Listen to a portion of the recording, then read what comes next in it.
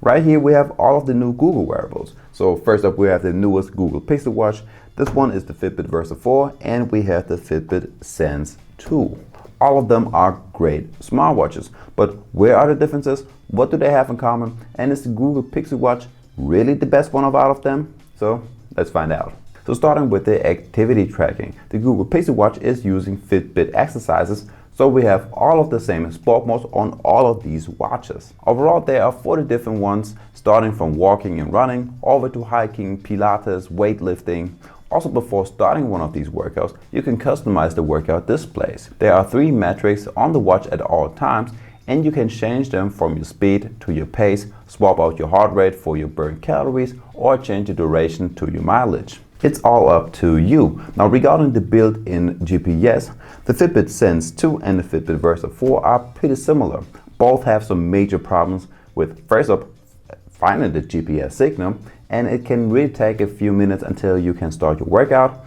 Both have some big problems with that they cut corners a little bit short and the lines are a little bit wobbly if you're inside of this city. And I've run into the problems that both of these watches sometimes don't track your mileage and they don't track your pace. Now if you talk about the Google Pixel Watch, the GPS seems to be better on this watch. I didn't have any problems with finding the GPS signal, and up until now it always tracked all of my stats during the workouts. So a slight plus point right here for the Google Watch. Okay, over to the health features. Now on the Fitbit Versa 4 we have the least amount of health features. Now on this one we have our 24/7 heart rate tracker with high and low heart rate alerts that we don't get on the Google Pixel Watch. Of course, we have an SpO2 tracker that we also don't get on the Google Pixel Watch, and we have a sleep tracker. This one shows us our sleep cycle, sleep duration. We get a sleep score based on all of that. Plus, if we have the Fitbit Premium, we even get noise and snore detection during the night, the heart rate during the night and restlessness. We also get the respiration rate, heart rate variability, and resting heart rate. Now on the Fitbit Sense 2, we get even more. With this watch, you can also add a skin temperature feature to the list, an ECG function for which we only need to put our fingers on the corners of the watch for about 30 seconds. But this feature is not available in every country, so make sure to check this one out before you buy the watch. And as well as you get an EDA scan, which is basically a very good stress tracker, and we only get this feature on the Sense 2. Now if you talk about the Google Pixel Watch, this one is kind of like in between the Fitbit Versa 4 and the Sense 2. It basically has all of the same features that we get on the Versa 4, except of the high and low heart rate alerts and the SpO2 tracking. But if you compare it to the Sense 2, we are missing the skin temperature, we are missing the EDA scan, and we are missing the ECG function. Well, we hope they will update this one over here in Germany, but as of right now, I cannot find this feature on my smartwatch. The only health feature that the Pixel Watch has, which the other twos don't have, is the emergency function and incident detection. It's a feature that we know from Samsung and Apple, which can get in handy when you have an accident on one of your hiking tours. So this will put the Sense 2 regarding health features on top. Then we have the Google Pixel Watch, and as well as we have the Fitbit Versa 4. Now, one of the next big differences is the price.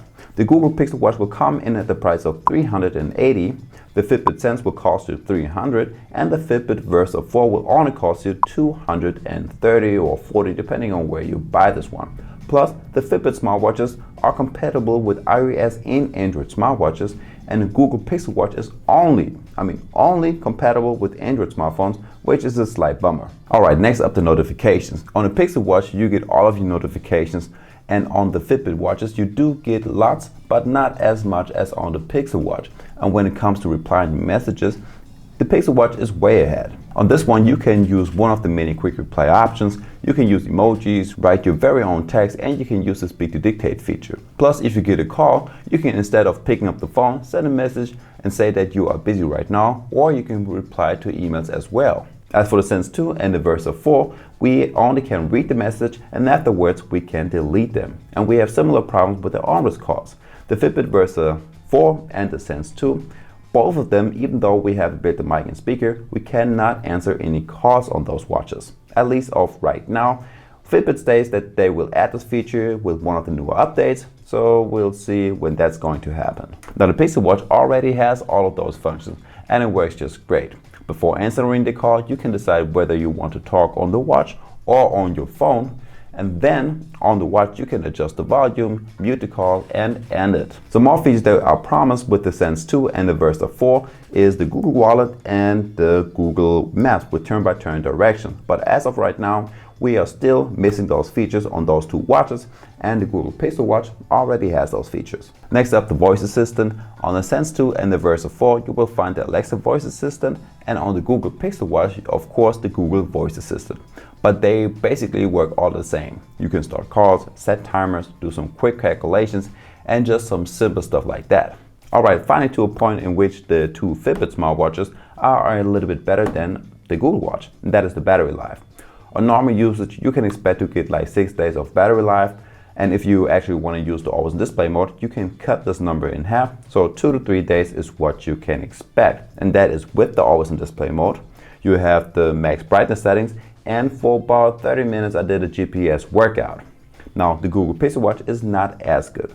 On normal usage, you can expect to get like 1 day at max, and that is without the always display mode, 20 minutes of a GPS workout, and auto brightness settings. Plus, it doesn't have the fast charging like the Fitbit smartwatches that will give you enough battery life for a whole day in just 12 minutes of charging. So if we're talking about watch faces, the Google Pixel Watch is once again slightly ahead. On all three of these devices, you can choose between hundreds of watch faces, starting from simple analog and digital watch faces over to stat-heavy ones, retro and creative watch faces.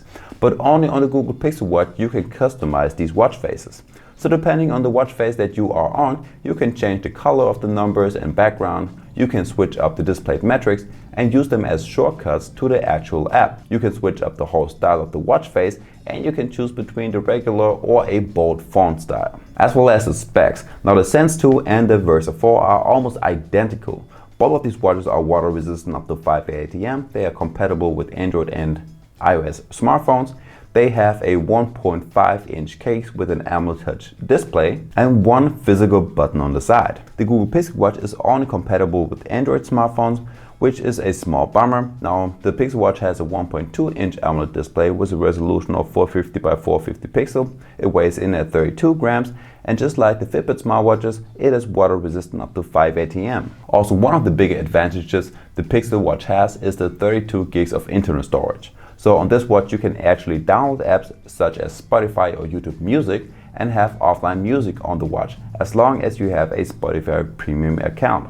So you can download single tracks, but also whole playlists and podcasts. So if I would have to rate all these watches at their current state, I would have to give the Google Pixel Watch the advantage as of right now. Now, if we get all of those promised features like the Google Wallet, Google Maps with turn-by-turn direction, and always calls on the Fitbit watches, I would put the Fitbit Sense and the Google Pixel Watch on the same levels. Now guys, I already covered all of these watches in separate videos, so just click one of these videos right here so you can get right to them. And guys, that's already it for today. If you liked the video, make sure to hit the like button and subscribe to my channel. And with that being said, I will see you in the next one. Peace.